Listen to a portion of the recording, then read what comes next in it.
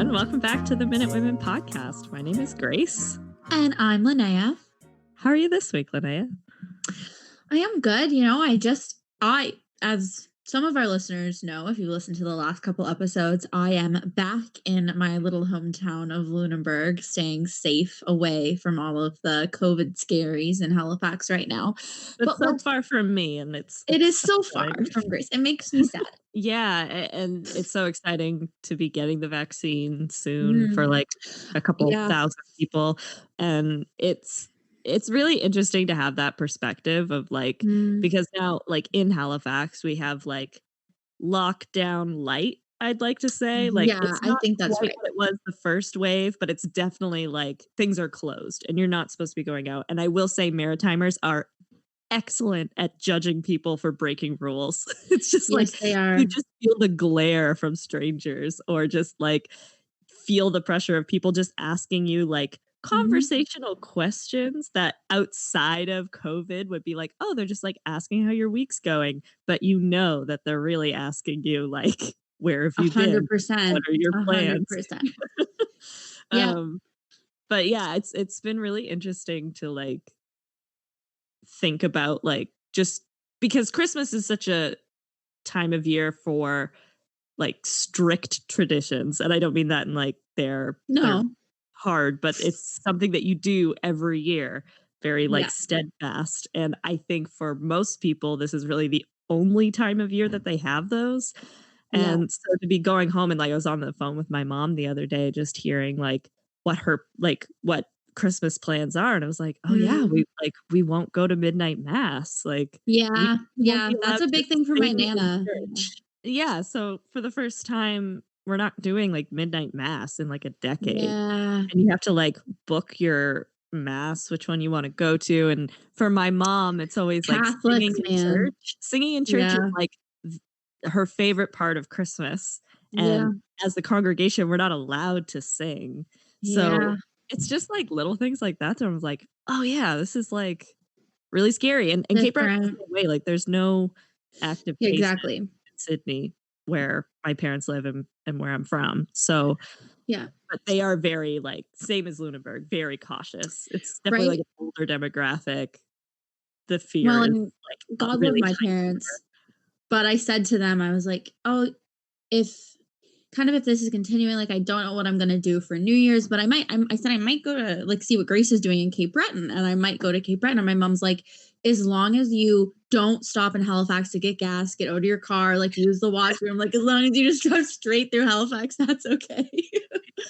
And I was like, oh, okay. It's so funny because like I grew up in a family where like the drive from Halifax to Cape Breton is like it's not crazy long. It's only like 4.5 hours. But our family was a no-stop family. Like as soon as the kids were old enough, no stops. And then it's just such like a divide of are you a stop family or are you a not stop family? In Cape Breton? Yeah. Like are you a stop on the drive or a not stop on the drive? Yeah. And I know some people it's like, oh man, like what am I gonna do when I can't stop wherever? Like our traditional stop thing. And I'm like, oh, I've been prepared for this my whole life. No stops. No stops. Full send, no stops. That's so funny. I think my family in general is a no stop family. It's kind of like the type of people who are one trip from the car with all the groceries. Like it's like 100%. like I'm definitely like come from that type of family. Like it's just like you will break your fingers. You're not trying hard enough. No, like, you will break your fingers on Sobeys bags before you leave that milk jug behind. Like, 100%.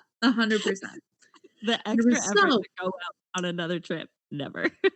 Yes. So, talking about diehard, dedicated Nova Scotians and Nova Scotian Heritage Minutes, I actually know what this episode is, and I'm so excited. And I've been waiting for it. And I think a lot of our fans have been waiting for it. So I hope people are really excited, but I will let Grace, as tradition, we only have so many traditions left right now this holiday season. So many.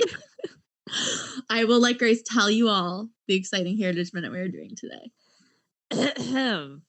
You know, I think we've been doing this long enough, you know, tried and true. It's been almost a year that this podcast has been in the works and the planning at this point. Yeah. I think we're ready to tackle Oh my the god. infamous Halifax Explosion Heritage Yes. Minute. Yes, we are. The Oh, absolute god like, damn, I am so excited. nothing makes me more proud to be a Nova Scotian than the words, "Come on, acknowledge."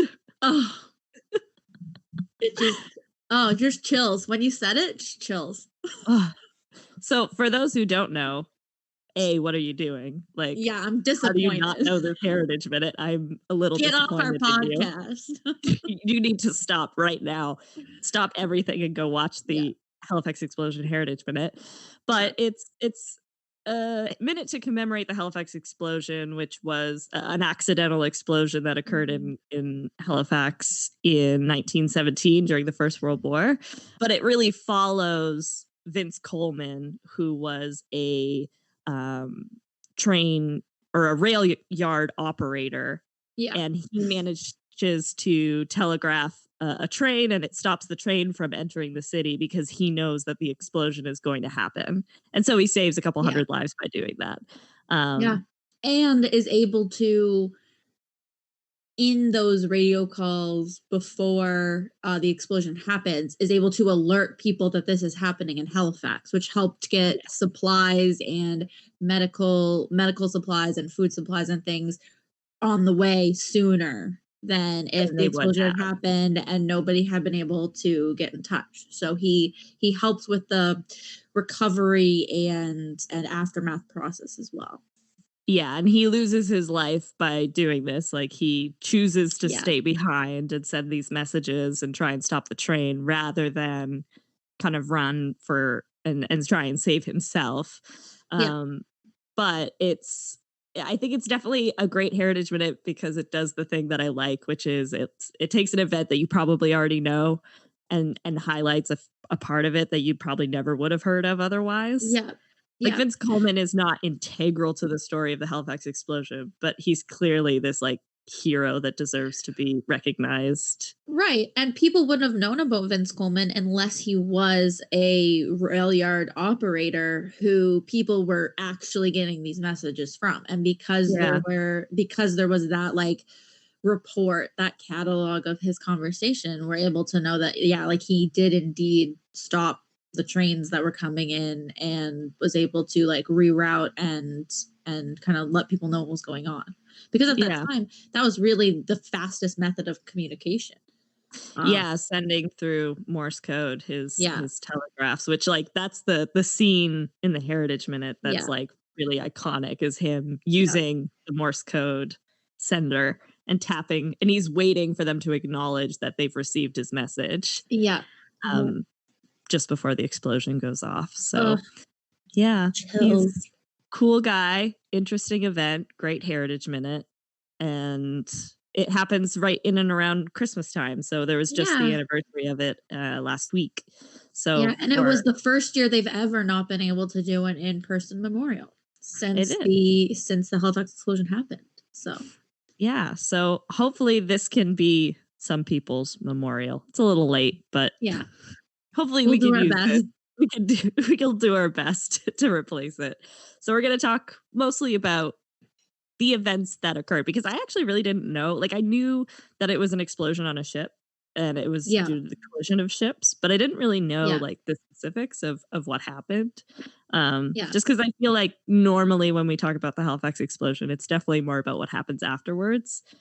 yeah, Um, and the I don't recovery know if process. it's and I don't know if it's being from a port town, like another port city, kind of as Halifax was, or from being like on the social an hour away. Like there were buildings that the glass shattered, like as far as Lunenburg, like even farther. I think like people like recall that there's stuff about that, and yeah, I don't know if it's because it's a port community, but the Halifax explosion was definitely something that we heavily talked about and discussed. And like, there's a memorial here about the Halifax explosion in Lunenburg. Mhm. So it's definitely something I grew up like knowing about.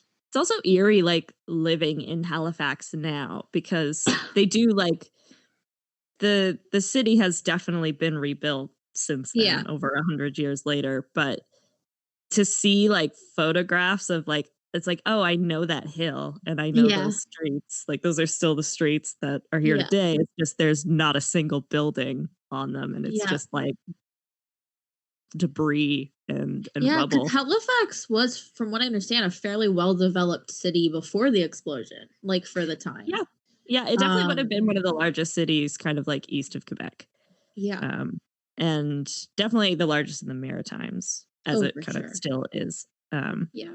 but yeah, so do you wanna learn all about the Halifax explosion? I sure do, but I'm gonna blow And my then, nose of first. course, we'll have to before we get into it, I guess, we should shout out that you were in the Shattered City movie. Oh, yes, I sure was. I There received our one I shout out received to Shattered royalty City checks, for a decade.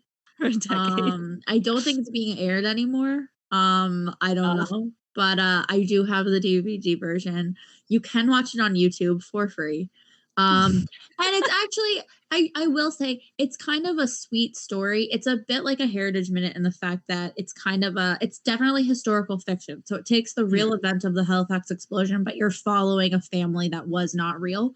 Oh, okay. So this is a fake family, and you're following kind of their struggles. So you've got the brother who's just home from World War I, who's got shell shock and PTSD, and so obviously, like, he doesn't cope well with an explosion happening in your hometown. And then there's the sister who's in love with this German guy who's been hanging out around town, and there's this whole conspiracy in the movie that the explosion happened because of German U-boats and Boats. such, and like da da da. And then there's, like, yeah, the little brother and the little sister who are like dealing with school, and like the mother goes blind from having glass in her eyes, which I believe, and you might touch on this, but I believe that there's a statistic that it was like the largest mass, like, blinding injury kind of event that happened ever in history. Oh, wow. No, I didn't see anything Yeah, like that, so but it might because be people were looking out their windows, and this was, like, at the explosion. non-shatterproof glass, obviously, and very Mhm. thin glass, Mhm. not well insulated. And yeah, so many people were just looking out their windows watching it because all of the houses faced the water, Right. so that you're looking out big windows, and numerous people were blinded, Yeah. which was, so it was Halifax had to deal with kind of this injury that doesn't occur super often. Like, it's not like broken arms and legs, like, it's like mass Yeah. blinding. And Mass so, blinding. Yeah. yeah, and so pretty scary. But Yeah. yeah, it's definitely a made for TV movie in Canada. But it was a cool experience to be a part of, and it's definitely, I think it still, like, holds up fairly well. Like, you can still watch it and learn from it. So Yeah, and I mean, if people want us to do, like, a community viewing of a Shattered little City, a little watch I think party. that would be super fun. We could You have a can little watch see party online. Yep, you can see 9-year-old Linnea in her 15 minutes of fame. Yeah. It'll be a new holiday classic is Shattered Oh, City. yeah. Yeah, for sure. Alright. During the First World War, Halifax was a busy wartime port city. The war, while bringing much hardship to the nation of Canada, brought Halifax much prosperity. So, upsides. Yeah, Always try and find a business is silver lining. booming. After decades of economic hardship following Confederation, Halifax became a wartime hub. The Halifax Harbor is one of the deepest ice free harbors in North America, making it an Yes. excellent port to have tens of thousands of Canadian, British, and American troops pass through on their way to fight overseas. Yes, that is true. It is virtually impossible for the Halifax Harbor to freeze. Yeah, we never get icebergs, It's, unfortunately. yeah, it can't freeze through, which means that shipments can always come in and shipments can always go out. So, Yep. Very, very convenient for us in Halifax. yes. Before the war, only 50,000 people lived in Halifax, but this population ballooned to 60 or 65,000 people during the war. And that's almost Jeepers. purely just like an influx of naval officers. Yeah. Millions of tons of supplies were passing through Halifax and was the base for Canadian and Royal Navy vessels and merchant ships. So, Okay. things are busy, lots of Yeah. stuff going on. Lots of Um, Navy men walking around in little white outfits, uniforms, with their little yeah. hats, being And all hot. being all hot. We also have, like, German prisoners of war up in Halifax Citadel. Oh, So, yeah. lots Yeah. of lots of They'd be type. there. Yeah.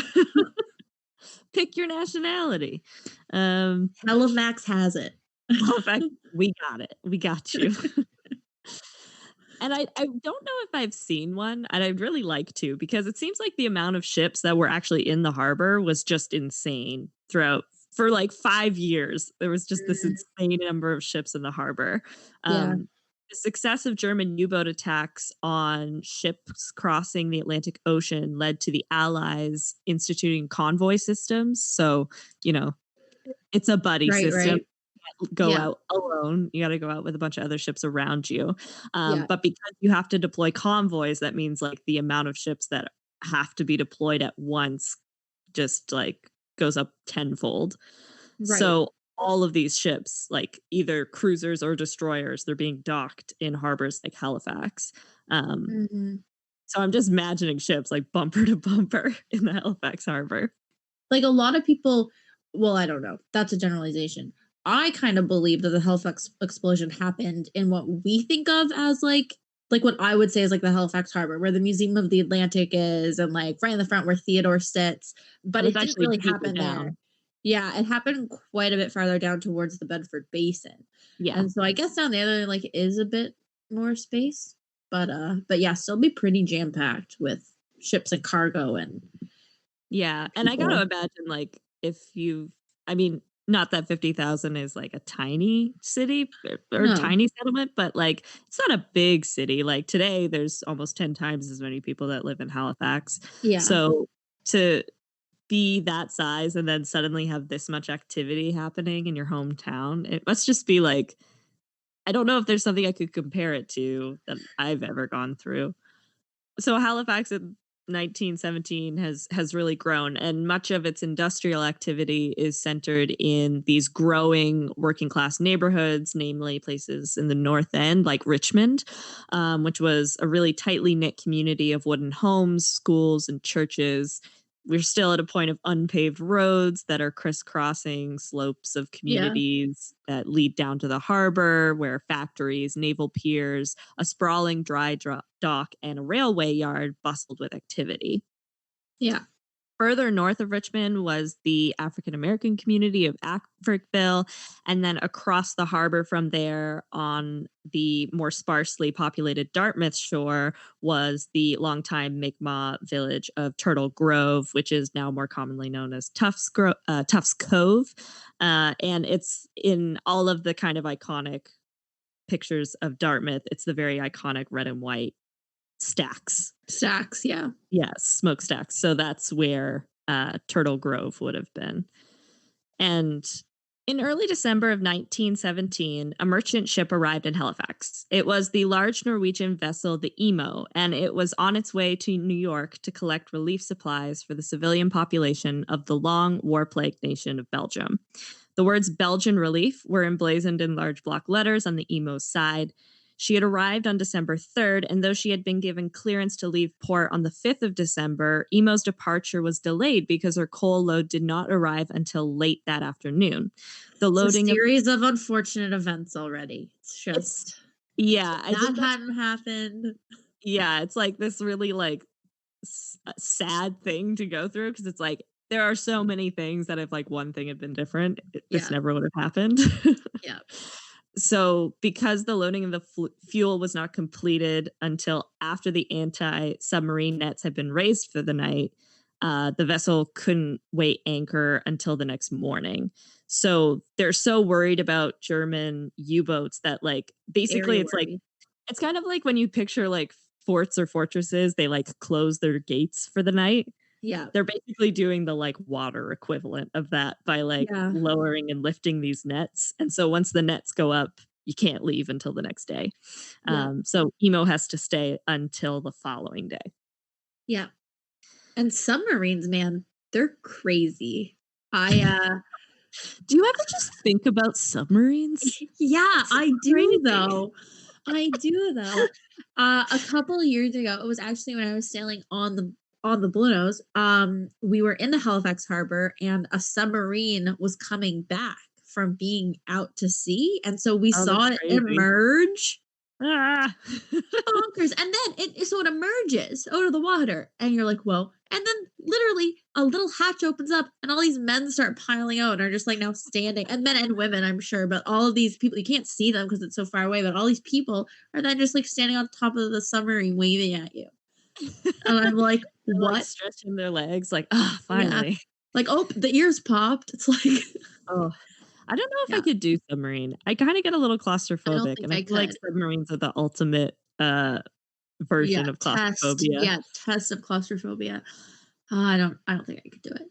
But, I'm good. anyway, so they're stressed about the submarines, so they put the nets up, um, Yeah, to make sure that submarines or U-boats can't get through, and then exactly. what happens? So, also on December 5th, a French cargo ship, the SS Mont Blanc, arrived from New York. The vessel was fully loaded with the explosives TNT and picric acid, Dynamite. dynamite.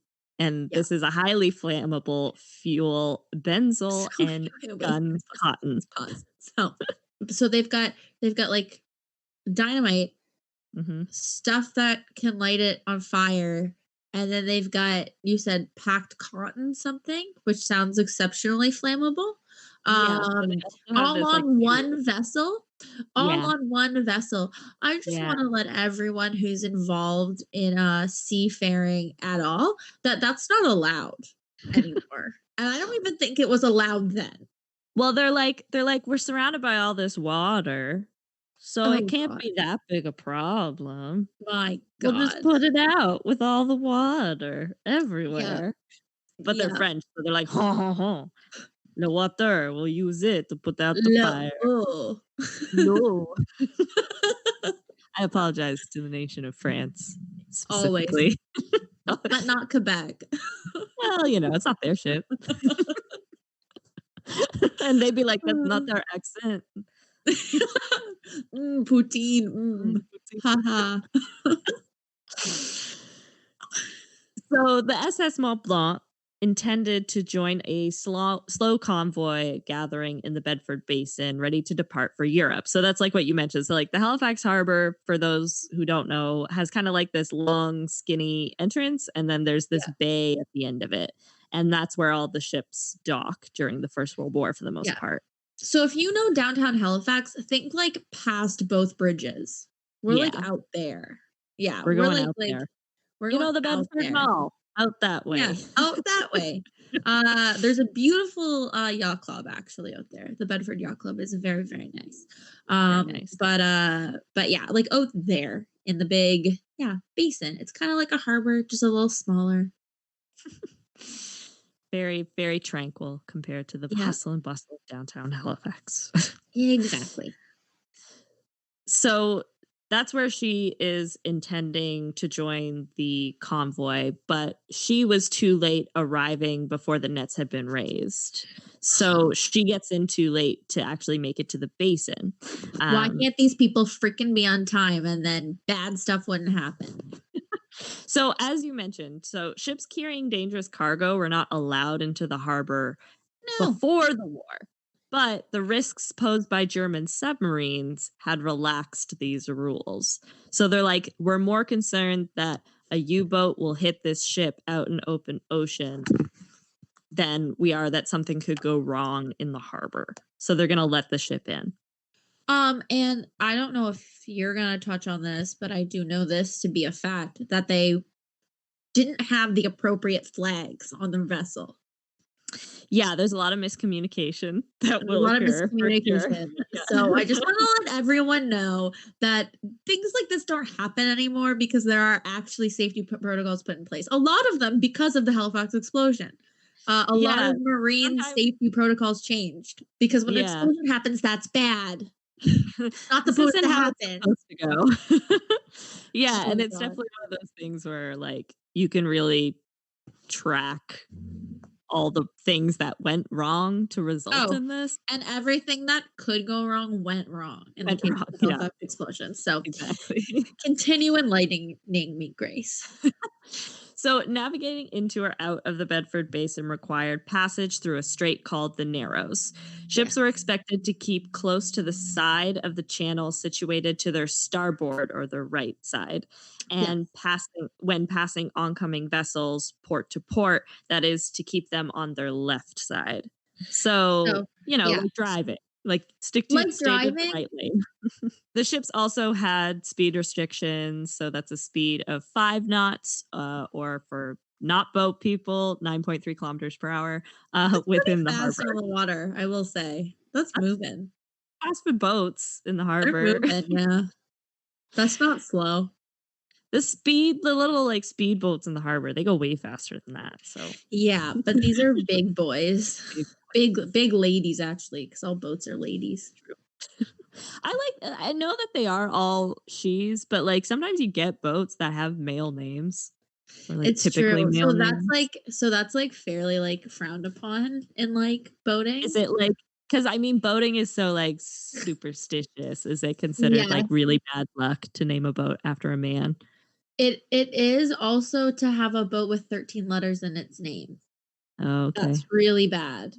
So Really that's bad. don't you don't do that. So and there are several boats that had 13 letters in their names, and they have gone down. I wonder if what are the stats? We should try and I compile don't the know. stats on that. Okay, so Yeah. to continue with our series of unfortunate events. Oh, no. As per its new schedule, the Emo was departing the harbor on the morning of December 6th, 1917. It had emerged from Yeah. the Bedford Basin and was navigating down the Narrows, sailing on the eastern side or the Dartmouth side of the channel. Like street Okay. traffic, normally outgoing ships would sail on the western side or the Halifax side of the channel, You which would to like think. laymen would be the right side. So You would Emo's on think. the wrong side of the harbor, wrong side of the Narrows. Emo's path required incoming ships to pass on its right or its starboard side rather than on its left or port side, which was customary. Emo had an experienced local harbor pilot on board, William Hayes, who knew the navigation rules of the harbor. However, earlier encounters that morning with two inbound vessels moving towards Bedford Basin, both of which Emo had passed starboard to starboard, resulted in the unusual position that Emo now occupied, too far to the east on the wrong side of the Narrows. That's bad news bears. Really That's bad. not good. That's really, really bad. So we're starting in a bad place, and then it gets So worse. this is like you're like on the highway and then you just decide to turn around and pull a UE, but you continue driving in the same lane that you were Yeah. in, but like on the shoulder. So you're kind of out of the way, but not really out of the way. And it's so because it's a boat, so it's so slow-mo of, like Yeah. it's just people being like, "Hey, that doesn't look good." Yeah. It's And just now people there's like watching. well, I mean, I'm sure then even they were like able to calculate and be like, yeah, it's not gonna make the turn it's supposed to make. Like you can tell, like even before there were like high tech nautical equipment. Like I mean, those sailors, especially the pilot. So a pilot is like even now today there's still pilots. They drive the yellow boats in the Halifax Harbor. Mhm. And so it's like if a boat that's not from the area comes in, they have to have a pilot. You don't get to Right. choose. So then the pilot goes out and gets on your boat and then helps you like come in. Mhm. So I'm sure that like everybody knew that this was really bad. Like Yes. William like I Hayes is don't on the boat like, yeah. "Fuck, fuck, fuck." Yeah. He's just like, "What? Like It's the like, "This hell is is bad." going on? This is a bad day." So then enters SS Mont Blanc. So the Mont Blanc, after spending the night in Halifax Harbor, was cleared to enter the basin. Despite the Mont Blanc's dangerous cargo, there was no special protocols for harbor activities initiated. Other ships, nor the Mont Blanc, were given special instructions to ensure the Mont Blanc's safe movement. So it's just being treated like a normal boat. Francis Mackey, Mont Blanc's pilot, was guiding the ship inbound on the Dartmouth side of the Narrows, which it's supposed to be doing. So it's trying to navigate in on the side that it's supposed to. When he encountered the Emos heading straight towards him in what he believed was the Mont Blanc's lane. Mackey Okay. would later maintain that the Emo was moving at an unsafe speed for such a large, unwieldy ship in the harbor, and also that incoming ships, in this case the Mont Blanc, had the right of way over outgoing vessels. So he's just like, we're the inbound ship. That means we have right of way no matter what. He's Ooh, also on the right okay. side of the harbor, or the correct side of the Okay. harbor. Okay. Regardless of the accuracy of those claims, what is certain is that the Emo was sailing too far east in what should have been the Mont Blanc's path. Yes. So Mackey gave a short blast of the ship's whistle to indicate that he had right of way, but it was met with 2 short blasts from Emo, indicating that the approaching vessel would not yield its position. So it's like, we're not moving. The Like the captain worst it's like the worst day to play a game of chicken. I know, it's just like ugh, it's so And funny normally, because and I will say, like, yeah, okay, if the ship didn't have explosives on it, it would not have been as big a deal and things might have been okay, but it's still 2 we got ships crashing. explosives. Yeah, it's still 2 ships crashing, but, like, it's actually not okay how often that still happens because people are in wrong lanes, to be honest. The But yeah, underworld of when you're ships. full of explosives, just, like, stop. Like, just stop. Yeah. Ugh. So the Stupid. captain ordered Mont Blanc to halt her engines and angle slightly to starboard, closer to the Dartmouth side of the Narrows. Yeah. He let out a single blast of his whistle, hoping the other vessel would likewise move to starboard, but was again met with the double blast, meaning that they're not going to move. Yeah, that's like, no. Yeah. Sailors on nearby ships heard the series of signals and, realizing that a collision was imminent, gathered to watch as the Emo bore down on Mont Blanc. Both ships had cut their engines at this point, but their momentum carried them right on top of each other at slow speeds. Unable to ground his ship for fear of a shock that would set off his explosive cargo, Mackey ordered Mont Blanc to steer hard to port, or the starboard helm, and crossed the bow of Emo in a last second bid to avoid a collision. The 2 Yeah. ships were almost parallel to each other when Emo suddenly set out 3 signal blasts, indicating the ship was reversing its engines. Yeah. The combination of the cargoless ship's height in the water and the Boy. transverse thrust of her right-hand propeller caused the ship's head to swing into Mont Blanc. Emo's prow pushed into the number 1 hold of Mont Blanc on her starboard side. So it's just like Yeah. trying to improvise, not 'Cause what colliding into each other, but also 'cause not effectively communicating between the 2 yeah. ships. Yeah. And, like, you were saying, like, they're letting out the short blasts and the, like, whatever. It's so hard because, like, in boats, everything means a couple different things. Because, like, yeah, 3 short blasts is, like, reverse, or it's like, I'm Mhm. leaving in reverse. Like, a short blast is, like, port, so you're saying port, but you're also, Mhm. like, kind of trying to acknowledge, like, yes or no, and, like, 2 short blasts is, like, starboard, and this is just a mess. This is just a mess. Interesting.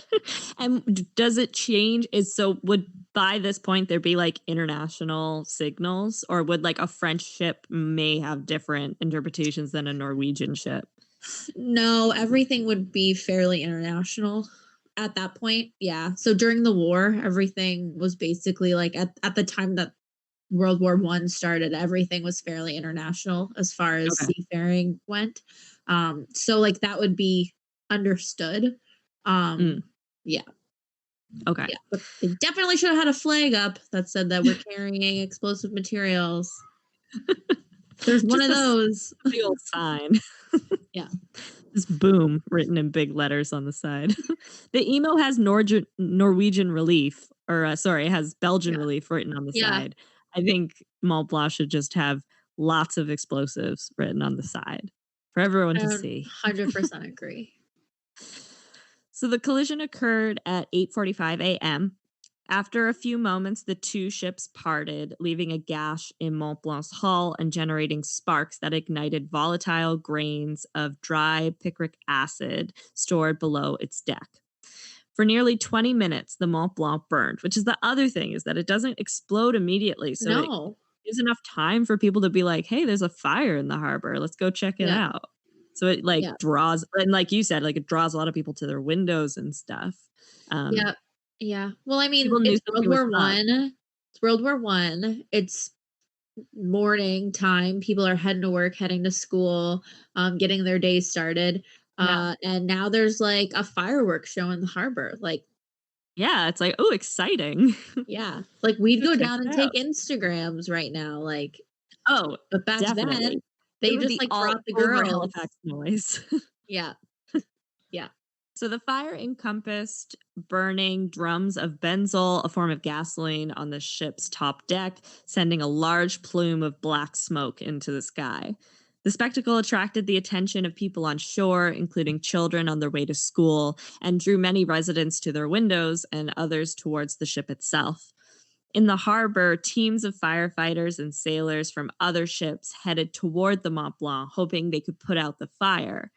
Few understood the danger, except for a handful of harbor and naval officials, as well as Francis Mackey and the French speaking crew of the Mont Blanc, who Yeah. fled the ship after the fire broke out, rowing desperately in lifeboats to the Dartmouth side of the harbor. As Yeah. they Which was did also so, another thing. I was going to say, did they tell the other vessel?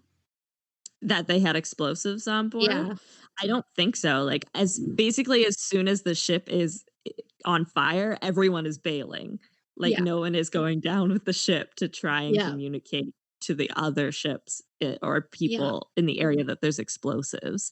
I also Yeah. wonder if the French language thing could have been a barrier, Yeah. but I mean, Probably. you'd have French speaking people in Halifax, I think. At, Well, at and I least also a think, guy. like, get off the boat is, like, I think you could probably, like, mime that pretty well. Um, Yeah. Like, I think get you can get out. your point across. Yeah. Bad, fire, boom, like There's some basic words that really transcend language, and yeah, boom you is one know? of them. Boom is one of them. Especially with the right inflection. Yeah, with the right feeling. Yeah. So, as they did so, the crippled and burning Mont Blanc was now without a crew and drifting toward Pier 6 on the Halifax shore, which is where you God. mentioned. So it's kind of like it's right after the bridges, I guess. Like Yeah. it's kind of near where the McKay Bridge would be today. Yes. So this is like a busy residential area, lots of businesses, lots of moored ships. It's also where the Royal Naval College of Canada was built, and there was a large sugar refinery there as well. Huh. Did not know about the sugar refinery. Nor did I. I don't know if that's like a molasses kind of refinery, maybe, or Maybe. sugar. I don't know where our sugar cane comes from. I don't know. Who's to So many say? questions. Who's to Not there say? anymore. Because No, what happens next? it's gone. So there were two men on shore who learned of the danger and the inevitable explosion that was going to occur. One of Yeah. them was William Lovett, the chief clerk of the railway yards that were approximately 750 meters from the increasingly dangerous Pier 6, who began running through the yards, yelling and warning people that the Mont Blanc had deadly cargo and it's going to explode. So that's kind of the vignette that they start with in the Heritage Minute, is Yeah. William Lovett running through the yards. The other person who knew was Vincent Coleman, the railway's dispatcher for the nearby rail yards. Coleman Yeah. controlled the busy freight and the passenger rail traffic coming and going out of Halifax. Yeah, He I was did. yeah, he was preparing to flee his post when he remembered that trains were due to arrive that morning. One of the trains was from St. John, New Brunswick, with hundreds of passengers on board and would arrive in mere minutes. As the Mont Blanc burned and the minutes ticked by, Coleman stayed at his post, tapping out a message on his telegraph key, warning stations up the line to stop any trains from entering Halifax. His final messages were munitions, ship on fire, making for Pier 6, goodbye. The St. Yeah. John train was ultimately saved, not because of Coleman's message, but because it was running late, and never reached the north end of the city. However, Coleman's message, which was sent in the final minutes of his life, was among the earliest alerts to send out that a disaster had occurred in Halifax. And so it was vital to save hundreds of lives in Halifax because you just get aid there quicker. Yeah. Uh, Yeah, and from what I understand, like, he was sending out that message, but it didn't only go to that one train. Like, that No, yeah, message was able to be received by countless other people as well. So it was kind of like right, a mass message that, like, there was a disaster in Halifax that morning that was yeah. happening. It was the So equivalent of a yeah, spam email, but this time it was very important and it it saved was lots of good. lives. It was good. He did So it good, kid. yeah. So the disaster that he was warning of would become known as the Halifax Explosion when at 9:04:35 a.m., so we know to the second when it happened, God. on December 6th, 1917, the Mont Blanc exploded. The explosion, which at the time was the largest man-made explosion ever, sent out a shockwave in all directions, which was then followed by a devastating tsunami that hit the shores of Halifax and Dartmouth. Yeah, More than 2.5 square kilometers of Richmond was totally leveled either by the blast, the tsunami, or the structure fires that caused buildings to collapse inward. And these fires would have started either from the blast itself, but also just like lanterns and stoves and furnaces that get yeah, either damaged or abandoned because people flee.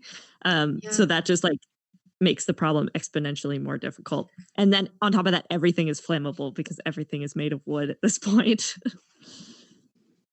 Homes, offices, churches, factories, vessels, including the Mont Blanc, of course, the railway station and freight yards, and hundreds of people in the immediate area were obliterated by the blast. Farther from the epicenter, Citadel Hill deflected the shock waves away from the south and west ends of Halifax, where shattered windows and displaced doors were the prominent damage. Yeah. So for people who like don't know the topography of Halifax, we have like a big hill in the center of the city. And so it's really the hill that saves the west arm and south end of Halifax Yeah. because it And deflects the blast. still, like, hundreds of people in the South End in that area still died, like, Oh, yeah. from the Yeah. effects of the explosion. Like, it was still, like, fairly traumatic, just that that was able to kind of save a lot of lives. They didn't Yeah. flatten everything quite so far. Yeah. Yeah, and if you consider like historic properties in the city of Halifax, there's Yeah. a lot more in the South End just because they didn't get destroyed by Yeah. um, Exactly. the blast. So you have homes and stuff that predate the Halifax explosion, whereas if you go into the North End, there's far fewer of them still Yeah. standing. Yeah. The blast shattered windows in places as far away as like Truro and as you mentioned in Lunenburg. So these places are Yeah. hundreds of kilometers away, Yeah. or 100 kilometers away ish. Yeah, yeah. Um, and it could be heard as far away as Prince Edward Island. So there are accounts of people hearing the blast in like other provinces. It was big. Big blast. The Boom. crew of the fishing boat Wave working off the coast of Massachusetts even claimed to have heard the boom rumbling across the ocean, which would make sense that it would carry further over water Over because they water. feared interruptions. The blast shot vaporized sections of the Mont Blanc, and it sent this massive fireball upwards into the sky. The large shank of the ship's anchor was sent Uh-huh. flying across the city and over the northwest arm, nearly 4 kilometers away, which is where it was found the next day. Yeah. The emo was tossed like a toy boat onto the Dartmouth shoreline. Meanwhile, burning metal fragments from the Mont Blanc showered over Halifax along with a black rain of carbon particles. People were also blown through the sky. Where and how they landed largely determined whether they lived or died. Yeah. So Charles Mayer, the third officer of the vessel Middleham Castle, was picked up and dropped nearly a kilometer from his ship, landing atop Fort Needham Hill in Richmond, and he Yeah. survived. Like, Yeah. he was tossed a kilometer, but survived. He said later that, "I was wet when I came down. I had no clothes on when I came to, except my boots. There was a little girl near me, and I asked her where we were. She was crying and said she didn't know where we were. Some Yeah. men gave me a pair of trousers and a rubber coat." It's just like, Yeah. that's, like, insane. Just, like, such a, like, an apocalyptic scene to just, Oh, it's like crazy. can't imagine just being, like, thrown up that high into the air and surviving. Yeah. Just, So, like I was gonna say my grandmother, her teacher, so a woman who taught her, survived the Halifax explosion, and she was okay. a baby. She was a baby when the Halifax explosion happened, so she would have been, like, 35 or so teaching my grandmother. Okay. Um, and she was a baby and her family didn't survive. But she was a newborn and her mom wrapped her up and put her in the wood stove. They didn't have the Oh wood my god. stove on, so they hadn't been, and her mom wrapped her up and put her in the wood stove and closed the wood stove and like a big metal wood stove and put her in there, and then she was discovered like a day later because she was crying in the wood stove, and they Did like took her to the wood stove. did her mom, like, realize that an explosion was gonna happen, and did it, like, It preemptively? seems like some people did. Like, some people knew that things weren't good or, like, that bad things were kind of happening or occurring, Yeah. especially people who, like and I guess I don't know because it started, like the boat started, like, lighting up, like, the Mont Blanc, and kind of, like, little fragments of the explosion were, like, coming off and stuff, and so it was probably like, "Oh, we'll just put you in there in case, like, the roof collapses, not in case the entire, like, place goes to rubble." Yeah, Um, well, I'm sure yeah, people could, like if all you could see was, like, a fire in the harbor, you're like, yeah, "Oh, what if there's an attack happening right now?" yeah, so you, like What if there's somebody here? Like, we should hide the baby so no one yeah. finds the baby kinda thing. Yeah, and so I remember she was on, like, Globe like, she was on, like, CTV and, like, Live at 5 and stuff when they talked to, like, Halifax explosion survivors, and she'd always just be like, "Yeah, I don't remember anything, I was a baby, but I have a very still here." unexciting Yeah, imagine, like, the thing I'm most known for is a thing I don't even remember happening. at all. So, the north ends of Halifax and Dartmouth bore the brunt of the devastation. Dartmouth's north shore was sparsely developed. However, the Mi'kmaq settlement of Turtle Grove, where Mi'kmaq families had lived for generations, was completely destroyed. Those houses in Turtle Grove that were not knocked down by the shock wave were soon swamped by the tsunami, and about half the Mm, population of Turtle Grove died during the Halifax explosion. crazy. Communities like Richmond were completely flattened. The most prominent features of this landscape were just broken trees and telegraph poles. Houses were reduced to nothing more than splintered piles of wood and hovels of stone. Railways and piers were ripped from the ground. More than 1,500 buildings were completely destroyed, with an additional 12,000 buildings being damaged by the blast. And the total property damage amounts to an estimated like $35 million. Oh my god. So the entire city is basically in just silent shell shock. There's just like the calm after the storm. People Well, just and it's also World War One, so naturally, like, your head just goes to, like, "Oh, like, we were just bombed." Like, yeah, definitely. this is, like, a war crime, like Definitely. And your whole harbor schedule is now based on the fact that there are U-boats. Like, Yeah. I'm sure that's definitely people's first assumption, Oh, is 100%. that, like, the Germans have arrived in Yeah, Halifax. yeah, Bewildered survivors wandered the streets, crawling through rubble, nursing injuries. Virtually no one knew what had just happened, and many children had been out on their morning walk to school and were just like caught outside during the explosion. yeah, So it just happens to occur at a time of day when like families are separated. Like parents yeah. have gone off to work or the mom is at home and the children are out of the house trying to get to school. So I mean, part of like your role in the Shattered City movie portrays that of like, Yeah, I was a kid in school, and so it's basically like we all just get to school, and then everybody, like, goes to look outside the window, and then boom, and then costume change, glass everywhere, fake blood everywhere, teacher's dead. oh my god. Yeah, And yeah. so you also have like not just like adults wandering the streets, but kids who are like injured and they're like, I guess I got to try to get home. Or do I try Well, to go to school? there's a beautifully done scene in the Halifax Explosion movie, the Shattered City movie, where it's the siblings find each other at the boys' school and the girls' school. So they find each other outside, and she's like, "Oh."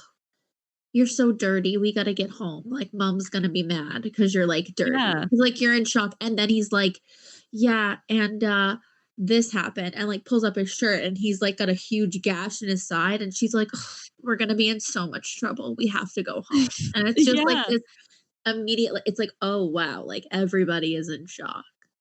Like Yeah, you're in shock, and I think you just try to find, like I think it's more comforting to think your mom's gonna be angry with you for being, like, dirty and not in school and hurt than, like, facing the reality of something like, you can't even she might not understand be just happened. there. Yeah.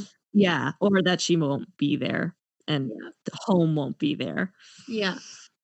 So those that had survived the blast were stumbling home only to find their houses not there, or their parents were gone, or dead, or wounded, or among the wreckage and they can't find them.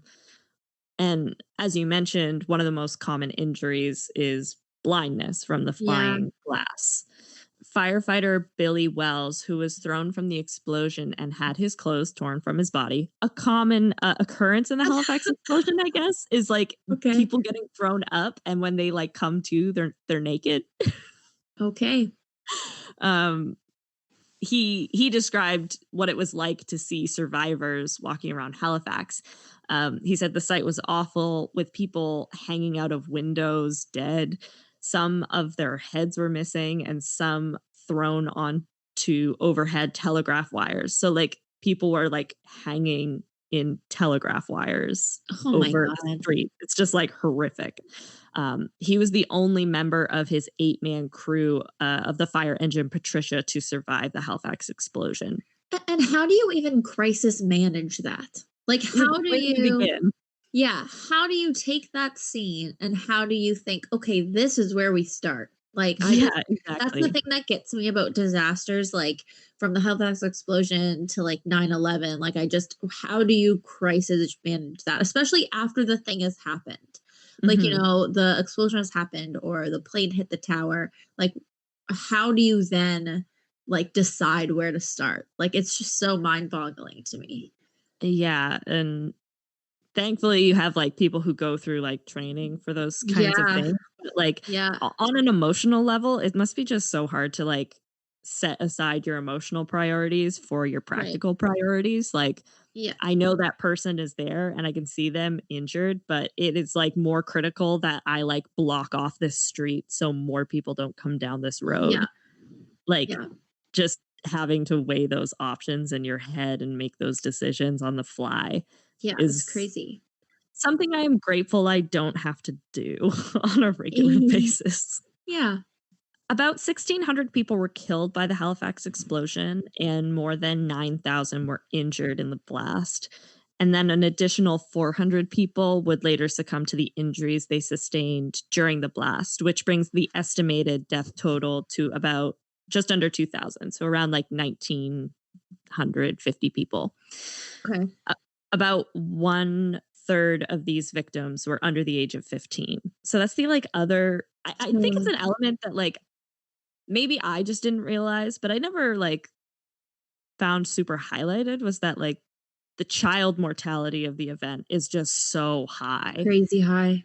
Yeah, just proportionately, it's so many children dying, and I don't know if that's just purely because of time of day or just children can't recover from injuries as well as adults can. But yeah, Yeah. Yeah, very, that's very crazy. sad. That's awful. I also wonder, like, the population of Halifax at that time, if there were just more children. That's true. Yeah, that's a good point. Like, Like families on average probably just have more well, children. and you've also got a large population off at war of Yeah, young kind of men like gone. adults. So, I don't Mhm. know, that's Yeah, interesting, but and sad, super it's a sad. residential neighborhood, so Yeah, yeah, you know. yeah.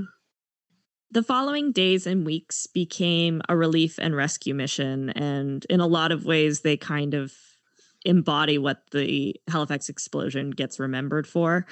Yeah, Most the most immediate problem was the city now had a suddenly had this homeless population of 25,000 people. yeah, So and like it's half the winter. city. Yeah, Yeah. exactly, and it's winter. So, this problem is made worse by the fact that a massive blizzard hits Halifax the day after the Halifax The very next explosion. day. Yeah. Just, again, another thing in the series of, like, Yeah, freak misfortunate events. snowstorm. Yeah, Yeah, freak biggest snowstorm. blizzard they'd seen, yeah. Yeah. Halifax civilian administration was ill-equipped to respond to the disaster. Before this, most social services or government assistance didn't exist. It's kind of before the social security net in a lot of ways, and most Okay. charity came from private and religious organizations that are way too small to respond to the level of disaster that had just taken place. Right.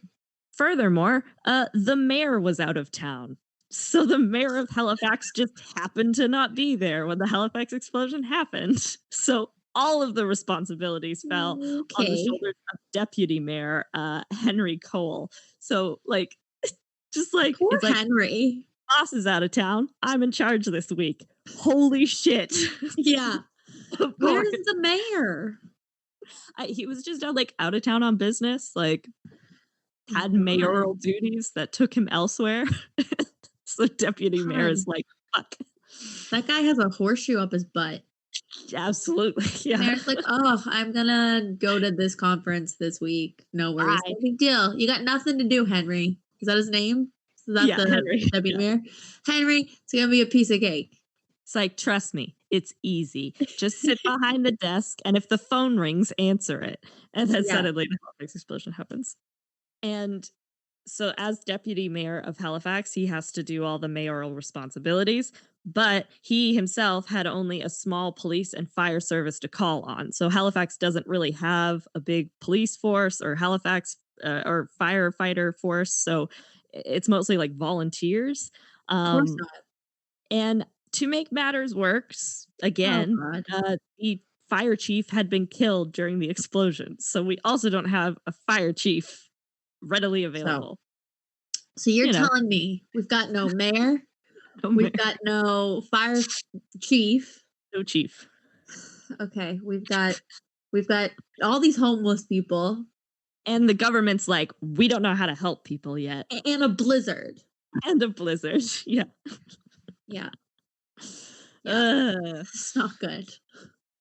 The one thing that Halifax did have on its side was a huge contingent of military personnel in the city. True. The only thing that True, they really true. have going for them was this large population of well-disciplined and prepared people to respond in moments of crisis. So not specifically to this, Okay. but, they're used to being deployed, they're used to taking orders, like, Uh-huh. we have that at least. And Okay. so it's a lot of military personnel that are providing relief and shelter to Haligonians during this time. Okay. Civilians were also quick to offer assistance. From across Halifax, survivors rushed to Richmond to rescue people from trapped homes, So carry where is stuff. Richmond? Like Richmond County? Like the just outside of like Halifax, or is this like a town in is this like a community in Halifax? So that's like a community in the North End. Oh, in the North Um, End. Okay, right, right. You were yeah. saying this. Yeah, yeah, yeah. Yeah, so it's, like, kind of around the McKay Bridge for Okay, right, people who yeah. know Okay. Halifax, but, yeah, it would be, like, not as soon as you're in the North End, pretty, like, deep North End. Yeah, deep in the North End. Deep Yeah. North End. Yeah. So people are kind of, like, rushing to this area, and they're trying to, like, save people or carry them out to hospitals or at least to safety. Also, a lot of people are, like, just like handing out clothing. A lot of people are just like clearing debris to just at least have roadways clear for any Yeah. emergency vehicles to get in. Local businesses donated supplies and offered work crews to help in the immediate aftermath. Rockhead Prison on Gottingen Street was opened as Yes. a shelter for homeless people. So people could like go into the prison to at least get shelter. I did know that the prison was opened. Yeah. Yeah. That's It's also crazy. it's also strange to think of a prison on Gottingen Street. It's just like There was a prison on Gottingen downtown Street, prison. but there was also a massive prison in the North End, like up past Gottingen. Kind of where I think you're talking about. There was like Oh, a okay. prison, but in like I don't know, not that early. It was post Halifax explosion, Okay. but there was like a prison, and then a lot of houses were built for like staff working at the prison. Oh, okay. So it's Yeah. almost like complex was built. Yeah, it was like a complex. But okay, so So, people are rallying. They're trying to people help are really. rallying. Nova Scotia strong, you know? It was a Nova Scotia. hashtag before it was a hashtag. Halifax Explosion was the first Nova Scotia strong. Yeah. Since the city's commercial undertakers couldn't cope with the number of dead, Chebucto Road School, just outside the blast area, was turned into a morgue. Um, Oh god, that's morbid. yep. Meanwhile, city officials hastily organized committees that provided emergency food, shelter, and transport for delivering the injured to the hospitals or taking relief workers into devastated areas. The military was given full emergency powers to commandeer automobiles, control looting attempts, and to regulate movement in and out of Richmond. So basically, the military is put in charge. That's the city's Right. response. It's just like, you do it. You take care of Yeah. it. Please. Thank you. Ugh. In the aftermath of the explosion, the reconstruction of Halifax began, and there were attempts to hold someone accountable for the accident. So there's Okay. like legal things that occur afterwards. Right. Um, Emmy Lemedec, who was the Mont Blanc's captain, Francis Mackey, the harbor pilot aboard the Mont Blanc, and F. Evan Wyatt, the naval officer in command of the harbor, were all arrested and charged with manslaughter through though these charges were ultimately dropped for lack of evidence. Wow. And ultimately, no one Wow. was ever successfully prosecuted for the failures leading up to the explosion, Okay. which is just like, it is strange because I also never thought about that. I was just like, oh, yeah, I guess people would want someone to be held accountable and like Yeah, arrested. when a disaster occurs, Yeah. usually, because it wasn't a natural disaster, it was a man-made disaster. Yeah. Yeah. I don't know. Very I mean, man-made. I think that it was just like we said, it was like a series of unfortunate events. Like there were so many crappy things that led up to this. Like there wasn't one specific thing that was the major issue. Yeah. And it's also interesting to me that it's only members of the Mont Blanc crew that Yeah, the were rest are all dead, I would arrested. assume. On the yeah, either people died on the emo or like, yeah, I don't know if there was just something that's like, as the inbound ship, it's your responsibility to get out of It the way. is, it is. So it is. They were the inbound ship, and they also I know, and I don't know 100% like facts, but I do know that the Mont Blanc was in trouble because they didn't have the appropriate flags Mm, up, because they didn't, because there was something about the Mont Blanc not wanting it to be known how much explosives they had. oh, okay, like, So they they don't were want carrying non-nations to know. yes, so they were carrying an illegal amount of explosives, I believe is the case. There was something iffy about what they were carrying, and they didn't want to Oh, have to okay, disclose. So they interesting. chose not to, because they didn't want their ship to have to be, like, checked over or looked over or be delayed any further, I guess. So it Right, was a decision by the crew of the Mont Blanc to not carry the appropriate flags, right. on their vessel, which would have basically said "boom," but in boat talk. In boat Um time. yeah. Mm, So I think there was issues with that, but obviously that's not the reason that the explosion happened. There were a bunch of other things that led up to the fact. That was just like one thing that was like not yeah, super great. yeah, and it's just like, if the emo had been able to leave on its scheduled time, it wouldn't have happened. Like, yeah, like you Exactly. said, there's so many things that could have gone the other way, and you just wouldn't have had this happen.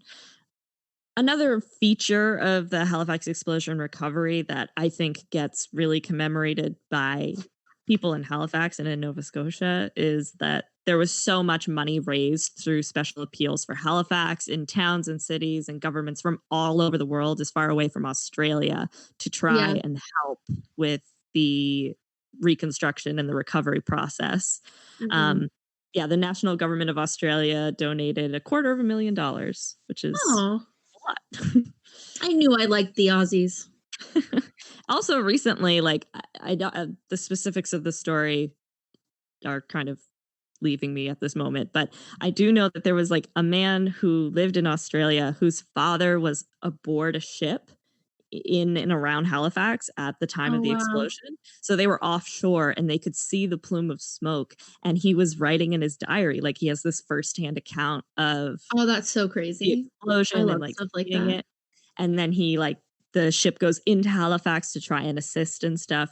But then this man, he like gets married, he moves to Australia. And so it's his, I believe it's his grandson, but it may have been just his son who finds this diary Oh, and is that's just so like, cool. oh, wow. Like he basically like I think he contacted either the Maritime Museum of the Atlantic or the Nova Scotia Archives and was just like, "Do you guys like care about this?" And they were just And like, they were like, "Please." "Yeah. So they Yeah, we do." flew to Halifax and like Oh, in that's so person cool. donated the diary, but then also they like did all this stuff and like walked him through everything and yeah, so it was That's really so cool. cool. That's so Yeah. cool. I love So stuff like that. Australian connections to the Halifax Yeah. explosion.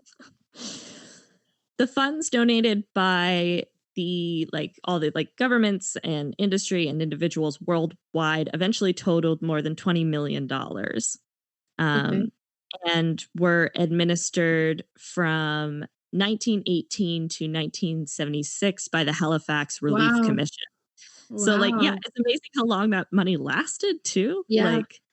Um and so this like commission was created by the federal government to oversee claims for loss and damage, rehousing and rehabilitation for explosion victims. The Okay. commission took charge of most areas of relief and construction work. It provided ongoing medical and psychological care, paid out cash for the medical, travel, and living expenses of needy survivors, provided housekeepers for widowed parents who needed to return to work, or provided money for people whose wounds prevented them from working. So it Oh, covers a lot of wow. different areas. And it's also like, yeah, it's quite a sophisticated sense of what recovery means. Like recovery doesn't Yeah. mean the city looks normal. Recovery Yeah, means like exactly. people having some sense Sense of of normalcy. Yeah. yeah, and like a quality of life again. And security. Yeah. The That's so cool. commission also oversaw reconstruction of the city, including Canada's first public housing construction project, the Hydrostone Oh. development. It's kind of Oh. like that's Richmond. Neat. Is Okay. Okay. and it later became a pension board dispensing funds to disabled dependents. So Wow. like it kind of cares for people like all through their life. Like Huh, I had no idea. yeah, and nor did I. Like I think that's like such an amazing piece of Yeah, the that Halifax is. explosion. But of Halifax course, always does well in a crisis, you know? we do our best. The most remembered and commemorated relief effort, however, came from south of the border in the form of the Massachusetts Yeah. Halifax Relief Committee. From Halifax and Boston. Halifax and Boston have had commercial, cultural, and familial ties for a very long time. Soon, relief workers from the New England area came flooding into the city on trains, bringing with them aid, doctors, nurses, food, clothing, building materials, and skilled laborers.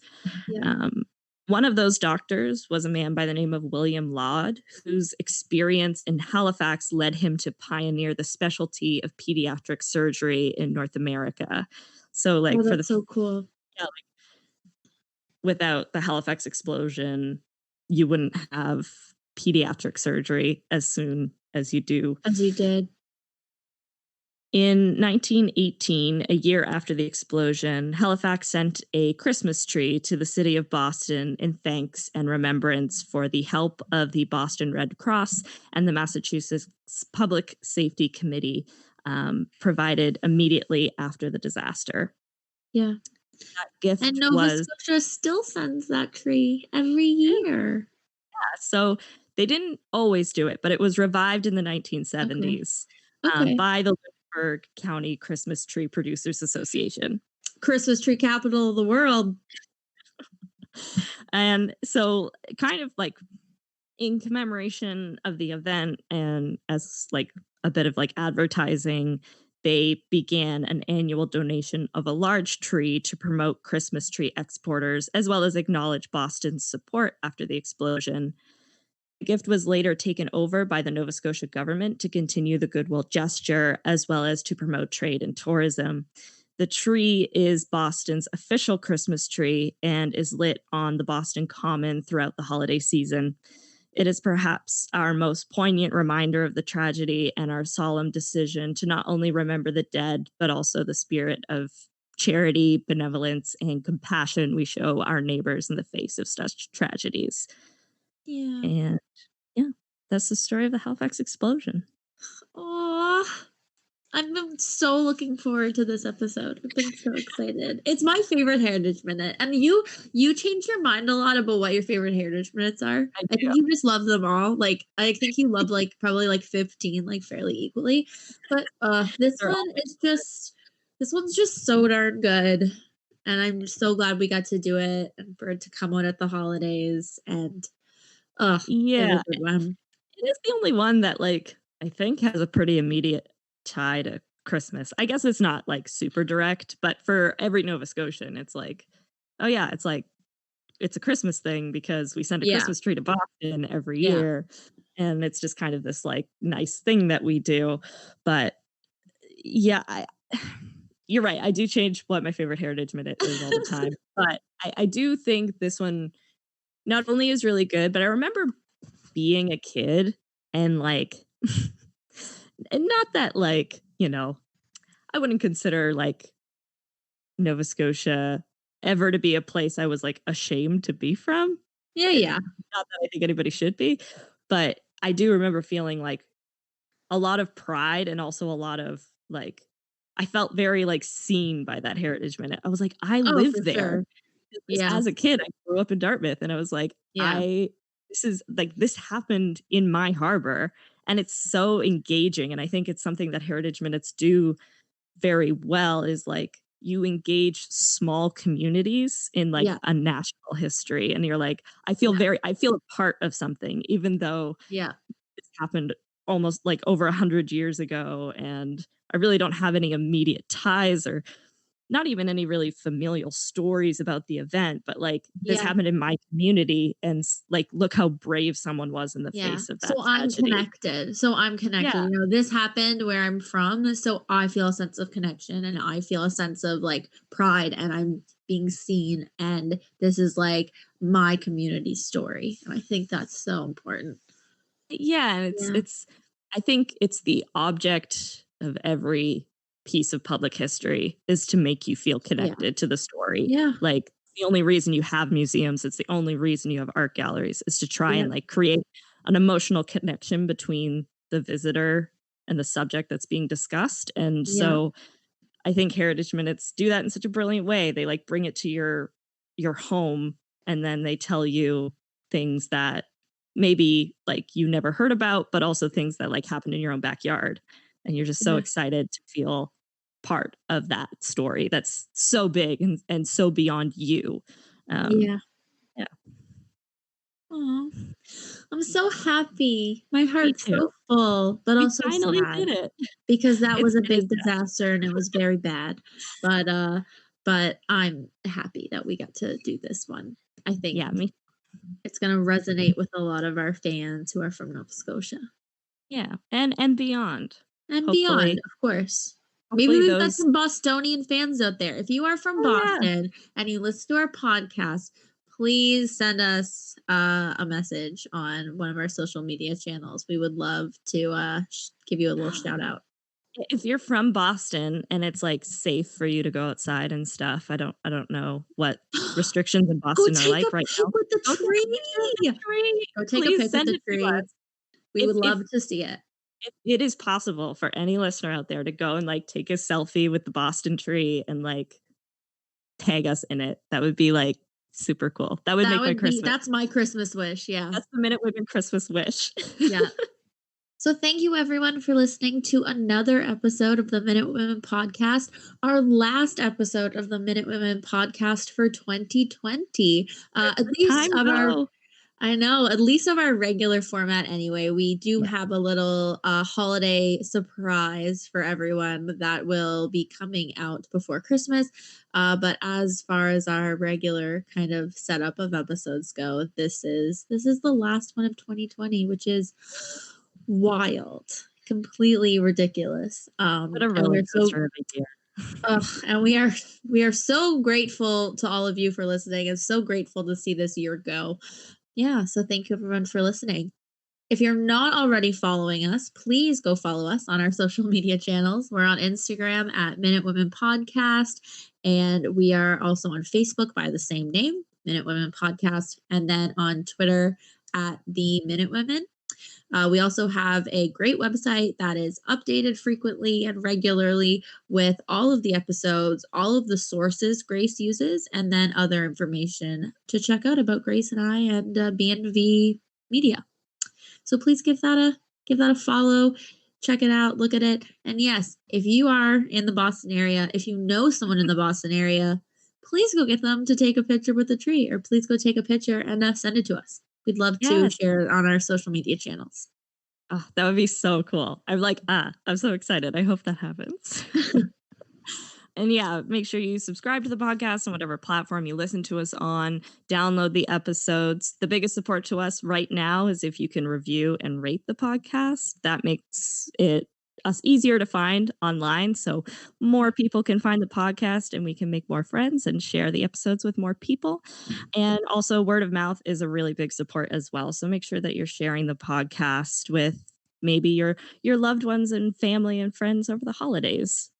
Also, just before we go, much like how Christmas of 1917 in Halifax was like no other that the city had seen before, we just want to like mention that we recognize that the holiday season for a lot of people this year is going to be like no other that they've seen before. And perhaps you're unable to go home to your family. Perhaps a loved one is going to be missing from your table this year. But we just want to say that we hope that you and the people in your life are safe and that you are able to find and share that spirit of charity and benevolence and compassion that we always seem to find in the face of strife and tragedy and hardship. So we just want to say happy holidays to everybody.